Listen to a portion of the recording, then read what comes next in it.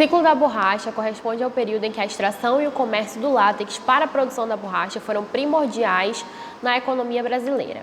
O primeiro ciclo da borracha está compreendido entre os anos de 1879 a 1912 e ficou conhecido como Belle Époque Amazônica, já que cidades como Manaus, Porto Velho e Belém tiveram um boom tanto na sua infraestrutura quanto na sua economia, onde houveram criações de museus, teatros, água e energia elétrica, tudo isso sob influência europeia. Essa influência europeia fez também com que houvesse a criação do Teatro Amazonas e do estado do Acre. Toda essa demanda da Revolução Industrial fez com que a borracha fosse muito procurada pela indústria, para ser utilizada em pneus, mangueiras, enfim, diversas outras coisas produzidas. E com isso, a borracha da Amazônia, que era considerada melhor, foi muito procurada e era utilizada em quase todas as indústrias do mundo inteiro. Só que a mão de obra no Amazonas era muito pequena, tinha pouca infraestrutura, e isso fez com que muitos nordestinos migrassem para a região, aumentando o povoamento local. Devido então ao grande sucesso e crescimento do ciclo da borracha no Amazonas, um cara chamado Henry Wickman contrabandeou várias sementes da seringa do Amazonas para a Malásia. Então, lá por volta de 1910, estava no começo da plantação do seringal lá da Malásia, só que não tinha tanta produtividade como eles viriam a ter décadas depois.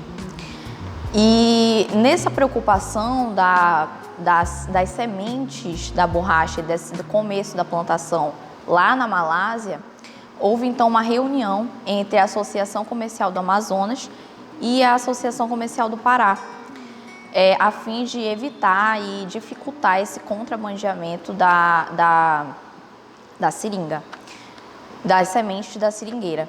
E então, na época, o presidente do Brasil era o senhor chamado Hermes da Fonseca, e ele decretou uma lei chamada Lei da Defesa da Borracha.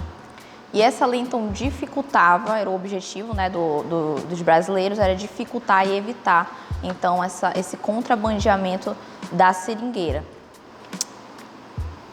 E só que havia muita diferença entre o seringal daqui, do Amazonas, e o seringal da Malásia, visto que aqui no Amazonas o plantio era do estilo predatório, onde eles extraíam muito, e depois que essa seringueira ela morria, eles não plantavam de novo, ou seja, morria e acabou, você não tinha mais outro tipo de outra planta para recompor essa que já tinha morrido. Já na Malásia, houve todo um planejamento, o sistema era do tipo plantation, havia muita produtividade, era muito maior. Se a produtividade, no caso, era maior, o preço baixava muito, né? Porque quanto há aquela lei de mercado, né? Quanto maior a produtividade, menor, o preço ele baixa. E também a qualidade, só que havia um problema, havia uma coisa que fez com que a planta, no caso a seringueira do Amazonas, repercutisse até décadas depois, foi que a qualidade a qualidade da planta brasileira, da árvore brasileira, ela era muito melhor do que a qualidade da Malásia. Só que o preço em conta, né, o preço era muito mais em conta, então isso favoreceu bastante a plantação no caso da Malásia. E aí eu vou então explicar um pouco, né, do como seria a extração do látex. O corte era com um ângulo de 37 graus, para que não houvesse então a angulação perfeita dessa seringueira, desse corte de 37 graus, era utilizado um paquímero, onde media, um instrumento chamado paquímero, onde havia a medição desse ângulo. Tinha que ser 37 graus para deslizar perfeitamente. E o instrumento, então, utilizado para haver um corte na seringa é o chamado a faca de sangria.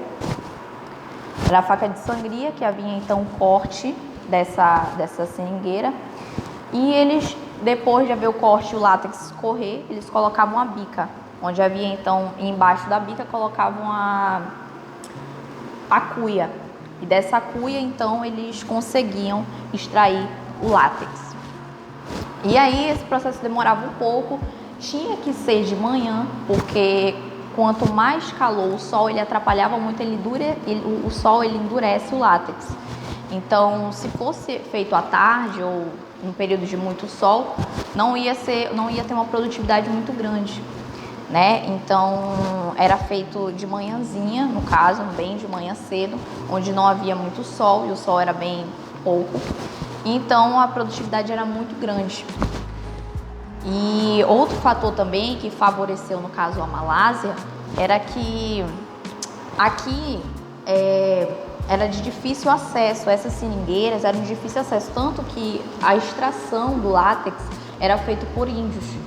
E os índios, eles sabiam onde havia realmente, então por isso era feito por índios, porque eles sabiam realmente onde havia as seringueiras.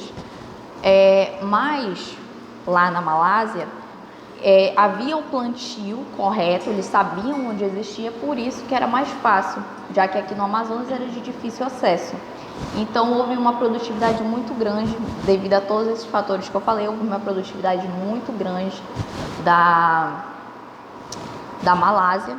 E aqui essa seringueira, foi ficando para trás, até acabar com o ciclo da borracha no Amazonas.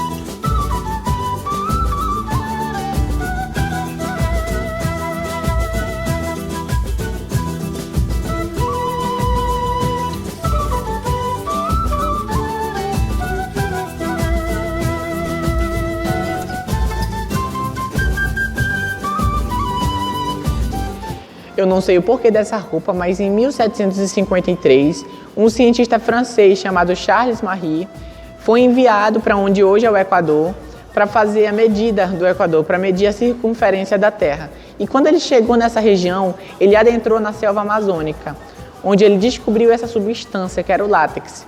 Com essa substância, ele fez vários estudos e várias pesquisas, que ele elaborou aqui e enviou para a Europa. Em 1770, um homem chamado Joseph Priestley, e não Chris Lade, descobriu que a borracha apagava a grafite, então ele descobriu que a borracha poderia apagar as cartas, poderia apagar mensagens e poderia apagar outras coisas que eram feitas pela grafite. Bom, o primeiro ciclo terminou em 1912, que foi quando Henry Rickman pegou 70 mil pés de seringais e levou para a Inglaterra. Plantando lá, mais ou menos em 1910, ele levou para a Malásia, que foi quando deu início à plantação na Malásia. Como na Malásia houve um alto escalão de produtividade, aqui na Amazônia o custo da seringa diminuiu drasticamente. Então isso fez com que a gente entrasse em crise. Então foi aí que se deu o primeiro fim. O segundo ciclo terminou por volta de 1945. Que foi quando a Malásia estava produzindo bastante. Aí então, como o Japão foi inimiga dos Estados Unidos na Segunda Guerra Mundial, os Estados Unidos parou de comprar da Malásia e começou a comprar da gente. Foi quando a gente começou a subir. Mas aí a gente quebrou a cara quando acabou a Segunda Guerra Mundial. Que quando acabou a Segunda Guerra Mundial, os Estados Unidos focou na produção de borracha sintética. Foi quando deixou de existir totalmente a produtividade aqui na Amazônia, que foi por volta de 1960.